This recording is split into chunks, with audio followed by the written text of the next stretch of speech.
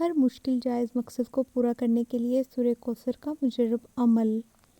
بسم اللہ الرحمن الرحیم۔ شروع کرتی ہوں اللہ تعالیٰ کے نام سے جو بڑا مہربان نہایت رحم والا ہے۔ سورۃ کوثر قرآن پاک کے 30ویں پارے کی سورہ ہے۔ یہ 3 آیت پر مشتمل ہے۔ اس کو پڑھنے کے بے شمار فضائل و برکات ہیں۔ سورۃ الکوثر پڑھنے سے اللہ تعالیٰ ہر مشکل سے، ہر تنگی سے نکلنے کا راستہ بنا دیتا ہے۔ اگر آپ کسی حاجت کو پورا کرنے کے لیے سورۃ کوثر کو پڑھتے ہیں تو اللہ تعالیٰ آپ کی حاجت پورے فرما دیتے ہیں۔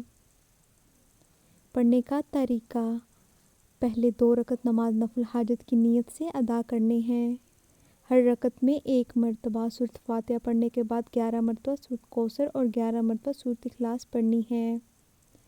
جب آپ 2 رکعت نماز نفل حاجت ادا کر لیں اس کے بعد جائے نماز پر بیٹھ کر پہلے 3 دفعہ درود ابراہیمی پڑھنا ہے۔ اس کے بعد آپ نے 129 مرتبہ سورۃ کوثر کو پڑھنا ہے۔ جب پڑھ لیں گے تو آپ نے آنکھیں بند کر کے مکمل توجہ سے اللہ تعالیٰ کا ایک اسم مبارک یا سمیع کو 100 مرتبہ حاجت کا تصور ذہن میں رکھ کر پڑھنا ہے۔